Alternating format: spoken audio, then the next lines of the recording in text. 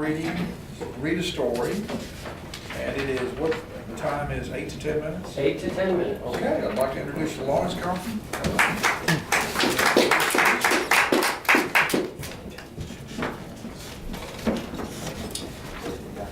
Good evening. This evening I'm going to read the first chapter from a book called Illusions by Richard Bach.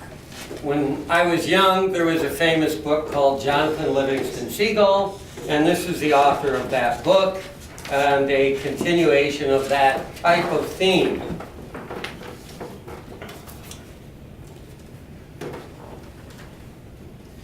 There was a master come unto the earth, born in the holy land of Indiana, raised in the mystical hills east of Fort Wayne.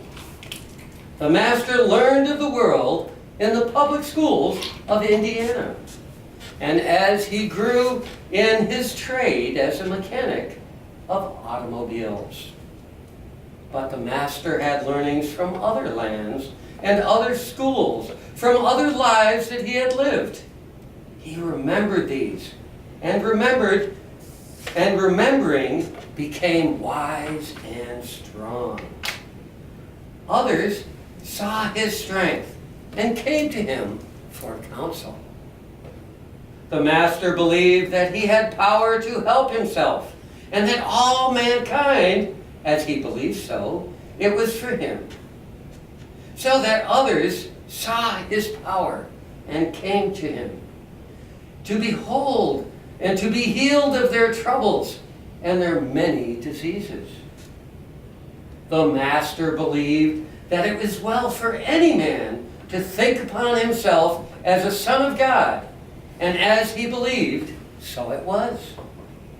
And the shops and the garages where he worked became crowded and jammed with those who sought his learning and his touch. And the streets outside with those who longed only that the shadow of his passing might fall upon them and change their lives. It came to pass, because of the crowds, that the several foremen and shop managers bid the master to leave his tools and go his way, for so tightly was he thronged that neither he nor other members in the mechanic's room had room to work. So it was that he went out into the countryside, and people following began to call him Messiah and worker of miracles. And as they believed, it was so. If the storm passed as he spoke, not a raindrop touched the listeners. The last of the multitude heard his words as clearly as the first. No matter lightning nor thunder in the sky about. And the ways he spoke to them in parables. And he said unto them, within each of us, let the power of our consent to health and to sickness, to riches and to poverty, to freedom and to slavery. It is we who control and not another. A millman spoke and said, easy words for you, master, for you are guided as we are not, and need not toil as we toil. A man has to work for his living in this world. But the master answered, and he said, once there lived in a village of creatures along the bottom of a great crystal river. The currents of the river swept silently over them, all, young and old, rich and poor, good and evil, the current going its way, knowing only its own crystal self. Each creature, in its own manner, clung tightly to the twigs and the rocks of the river bottom, for clinging was their way of life, and resisting the current was what each had learned from birth. But one creature said at last, I am tired of clinging. Though I cannot see it with my eyes, I trust that the current knows where it is going. I shall let go and let it take me where it will. Clinging, I shall die of boredom." The other creatures laughed and said, "Fool, let go of that current and worship, then throw your tumbled and smashed self across the rocks, and you will die quicker than your boredom." But the one heeded them not, and taking a breath, did let go, and at once was tumbled and smashed by the current across the rocks. Yet, in time, the creature refused to cling again, and the current lifted him free from the bottom, and he was bruised and hurt no more. And the creatures downstream, to whom he was a stranger, cried, "See the miracle! A creature like ourselves, yet he flies! See the Messiah, come to save us all!" And the one carried in the current said, "I am no more Messiah than you. The river delight to lift us free, if only we dare to let go. Our true world is this voyage, this adventure." But they cried the more, "Savior, Savior," all the while clinging to the rocks. And when they looked again, he was gone, and they were left alone, making legends of the Savior. And it came to pass, when he saw that the multitude thronged him, the more day in and day out, tighter and closer and fiercer than everything they had, when he saw that they pressed him to heal them without rest, and feed them always with his miracles, to learn for them and to live their lives, he went about that day unto a hill apart, and there he prayed. And he said in his heart, "Infinite radiant is, if it be thy will, let this cup pass from me. Let me lay aside this impossible task. I cannot live the life of one another. Yet tens of thousands cry to me for life. I am sorry I allowed it all to happen. If it be thy will, let me go back to my engines and to my tools, and let me live as other men." And a voice spoke to him on the hilltop, a voice neither male nor female, loud nor soft, a voice infinitely kind. And the voice said unto him, "Not my will, but thy will be done. For what is thy will is mine for thee. Go thy way as other men, and thou be happy on the earth." And hearing this, the master was glad, and gave thanks, and came down from the hilltop, humming a little mechanic song. And when the throng pressed him with its woes, beseeching him to heal for it, and to learn for it, and feed it in non-stop from his understanding, and to entertain it with his wonders, he smiled upon the multitude and said, pleasantly, "I quit." For a moment, the multitude was stricken dumb with astonishment. And he said unto them, "If a man told God that he wanted most of all to help a suffering world, no matter the price to himself, and God answered and told him what he must do, should the man do as he is told?" "Of course, master," cried the many. "It should be a pleasure for him to suffer the tortures of hell itself, should God ask it. No matter what those tortures, nor how difficult the task. Honor to be hanged, glory to be nailed to a tree and burned, if so be that God has asked," said they. "And what would you do," the master said unto the multitude, "if God spoke directly to you, to your face, and said, 'I command that you be happy in the world as long as you live'?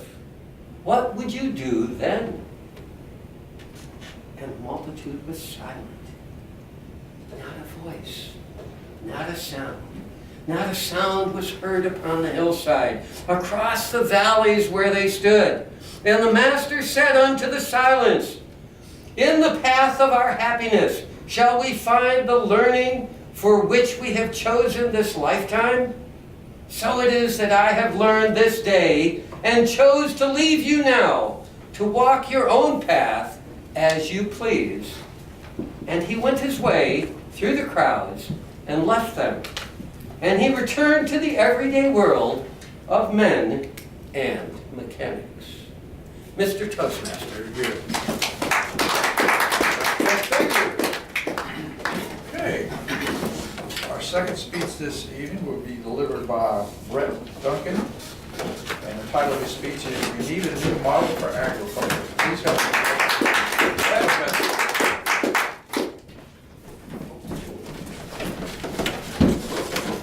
Boy, I sure wish we had the new lectern. Yeah, that's something we should look at. Bring it up the next meeting. Good evening, Toastmasters and guests. The topic of my speech tonight is we need a new model for agriculture. I'm so excited by the new trends in agriculture, and my job tonight in my speech is to get you as excited as I am. I could talk for hours about this, but I don't have but 5 minutes, so I'll just touch on the high points. Let me start by saying that the new techniques are really not new, but rather discovery of what our ancestors, what those who went before us have actually done. If you look back at the archaeologists that studied in China, for example, and they found that they used in their rice paddies something called mosquito ferns. Another name for that is azolla. And what that mosquito fern did was it actually made from the air the nitrogen. There's another technical word for that. It fixes nitrogen from the atmosphere. And they also blocked the light from competing plants that would basically affect the rice paddies. We know for certain that the Chinese used this rice biofertilizer of azolla 1,500 years ago. When the Europeans came to America, they looked around and they thought, boy, those people, they're savages. They thought about the Native Americans, they're uneducated. They're certainly not farmers because they don't have any fields. Well, they had in their vision, and the Europeans had seen a single crop field. And that's what their idea of a field was. And they didn't see that the Native Americans had those kind of fields like they were used to in Europe. But in fact, the Native Americans living on the eastern coast of America, they actually did have fields. They actually planted 3 different crops in the same area. Actually, there's what's called companion planting. The Iroquois Indians, they used the term the 3 sisters to describe their technique of planting, where they planted maize, beans, and squash in the same field. And the Europeans said, well, gee, they don't have any fields. And they felt they were not impressed by the techniques that they saw. Instead, they saw themselves as bringing progress in a higher level. So they actually introduced what's called single field culture. Now, coincidentally, the introduction of single field farming actually introduced a lot of deficiencies in agriculture. But that's not the topic of my speech tonight. We'll bring somebody from Auburn in to talk about that at a future date. So let me talk about the 3 sisters. The crops benefit from each other. The maize provides a structure for the beans to climb, eliminating the need for poles. The beans provide nitrogen in the soil for the other plants. The squash spreads on the ground, blocks sunlight, kills the weeds, also acts as a living mulch, creating a microclimate to retain moisture in the soil. And finally, the prickly hairs on the vine deter pests. So corn, bean, and squash, they're actually complex carbohydrates. They actually contain all of the 8 essential amino acids that basically the diet was available to the original Native American tribes, that they could actually exist on a plant-based diet. Allow me to describe the 6 benefits of companion planting which can facilitate certain crops being more economically grown without the use of pesticides. Number 1 is hedged investment. Growing different crops in the same space increases the odds of some yield being given, even if one crop fails. Secondly, increased level interaction. When crops grow on different levels within the space, such as providing ground cover or a trellis for for one another, the overall yield of the plot can be increased. But more importantly, the plants, they're intermingled and they actually create an actual ecosystem which emulates a forest or a woodland. Number 3 is protective shelter. One type of plant may serve as a windbreak and provide shade for another. Number 4 is pest suppression. Through chemical means, companion plants, some of them actually give off some chemicals that prevent other pests from attacking those, or something called pathogenic fungi from damaging the crop. Number 5 is predator recruitment. Companion plants that produce pollen in a vegetable garden may help encourage higher production of beneficial insects that control pests. Some of the beneficial insect predators, when they're young, they actually eat other pests. When they mature, they actually become pollinators. Number 6, pattern disruption. This is my favorite of the 6 benefits. Recent studies have shown that flying pests are far less successful if the host plants are surrounded by other plants, or even dummy plants, or even green cardboard. And what happens is the insects, when they go out and they go into the field, they fly and they actually doing some reconnaissance. They actually have what's called a landing on that particular plant. They have to have a certain number of appropriate landings to determine that they're going to lay their eggs. Whenever they have an inappropriate landing, they're actually interrupted or disrupted, then they have to start all over again. Actually, they've had some studies that ground cover like clover, even false plants made out of plastic or cardboard have actually a disruptive effect on 8 different pest species and 4 different insect orders. So, if America's farmers can produce food crops in a natural, cost-effective manner, why don't they? But you can't fault the farmers. The model they're following is not the appropriate model. But more importantly, now that you're as excited as me, what can you do? So I'd like to address that. You're the most important component in bringing a new model that will produce healthy food and also establish natural ecosystems that enhance the environment. Now that you're educated consumers, you can support the new farming model through your actions, through your purchases. You can actually patronize those restaurants that are utilizing naturally grown products and support farm-to-table initiatives. Through getting involved in community-sponsored agriculture, CSAs. These are set up like co-ops where the consumers pay at the beginning of the season a small amount of money, and then as the harvest comes in, they get a box of vegetables every week. Finally, through using sustainability as the metric for our decision making about agriculture. There's no limit, remember, there's no limit to what we can accomplish when no one cares who gets credit. Thank you.